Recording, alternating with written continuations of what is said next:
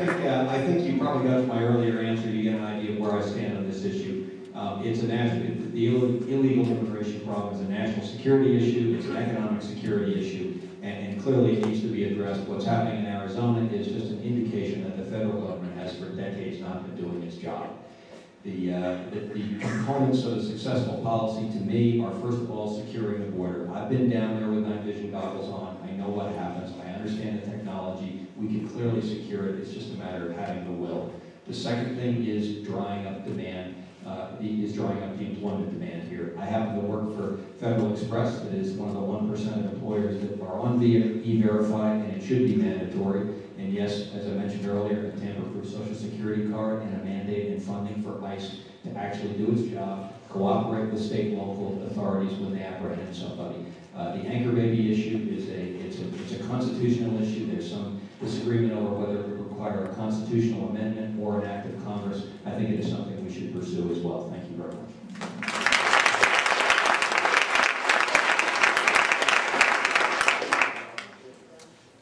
What is your opinion on free trade versus fair trade and international agreements such as NAFTA?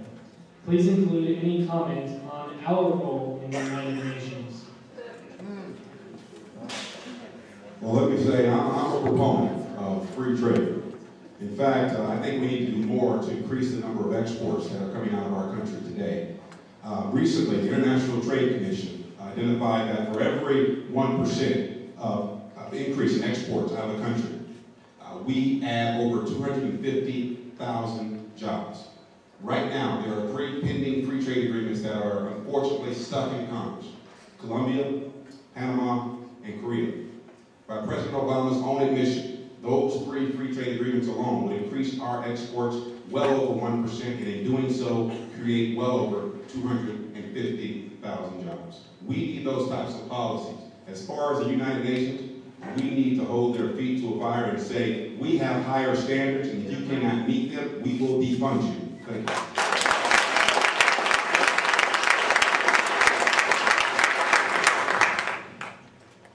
Also in favor of free trade as opposed to fair trade, but I want to talk more about the NAFTA for just a moment right here. Someone, in researching this, North American Free Trade Agreement is an agreement that was entered into between Canada, the United States, and Mexico.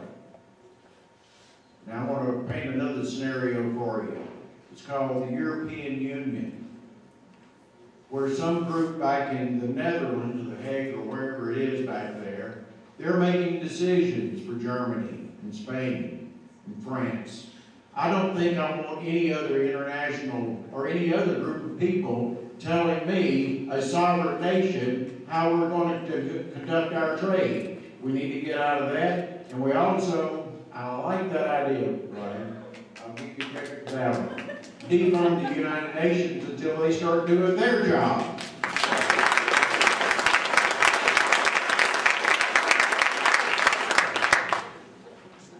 I am also a proponent of free trade. There are certainly anyone who studies economics and understands comparative advantage knows the advantages of free trade. We are currently party to, I believe, 11 different free trade agreements with 17 different nations, and on balance, I think the impact is very, very positive. NAFTA, for all its criticism, we have about $2.5 billion a day of trade that goes on under that agreement. It accounts for 29% of our finished goods trade internationally. I would like to see those 3 free trade agreements that were mentioned, Panama, Colombia, and South Korea, ratified. Estimates are that the South Korea agreement alone would increase our GDP by $10 billion annually. With respect to the United Nations, I agree with what's been said, and suffice it to say, I am very suspicious of any organization that puts nations like Libya and Iran in charge of things like human rights and the rights of women.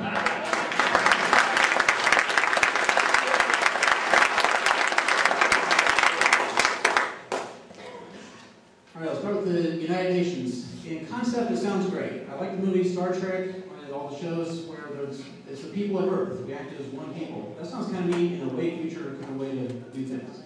However, I love the United States. I want the United States to retain its sovereignty, and I don't trust that our leaders really have our best interests in mind, so good golly if we had one world government, then there's no hope. All right, on free trade, I'm all for free trade if it's between private individuals. You and me, we should be able to exchange money for goods without government being involved. When it becomes under a government organization, though, we've gone over the bounds of the Constitution. We've created this other sort of quasi-governmental bureau making decisions on our behalf.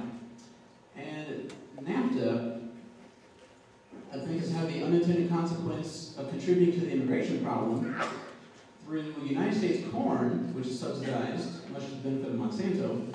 The corn is below market price of what Mexican farmers can compete with, so they're shut down. They go to the cities looking for jobs. There's no jobs there, so they end up in the United States. So watch out, there's some traps there. But it wasn't successful and it was not cost effective.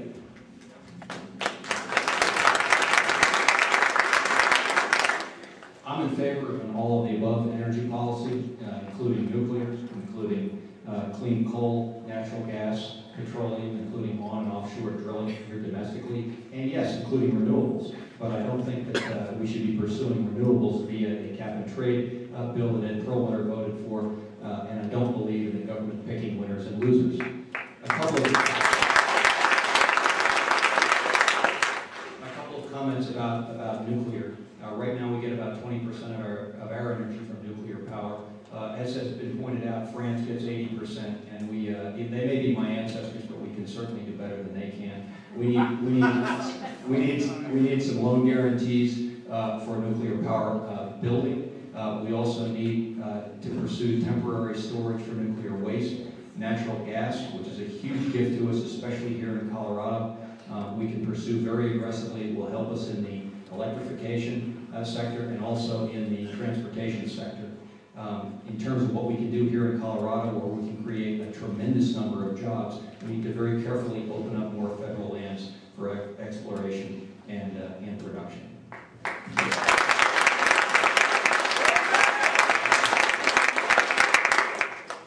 For Colorado, I think we need, well, like Dan Mays said, we need less regulation and taxes, let the free market work things out. On the national level, I'd like to see some actual numbers of viability for different energy solutions without the subsidies, without all the tax breaks to sort of steer things one way or the other. I'm not so sure about nuclear. I'm not quite on board with these guys. I don't think we're quite prepared to deal with the waste. And regarding energy policy in general, I've got a beef with the compact fluorescent light bulbs. I'm not sure. How Congress found the way to outlaw incandescence and shove us towards compact fluorescence. Perhaps somebody has a patent and bought a congressman, and now we're all making money for whoever has it. Anyways, so these guys are out. Thank you. I think we need to do more with all our natural resources. That includes nuclear, natural gas, oil, that includes renewables. We have tremendous shale plays in place all around this country. We have the Bakken up in North Dakota. We have the recently discovered Niobrara right here in Colorado, the Piceance Basin.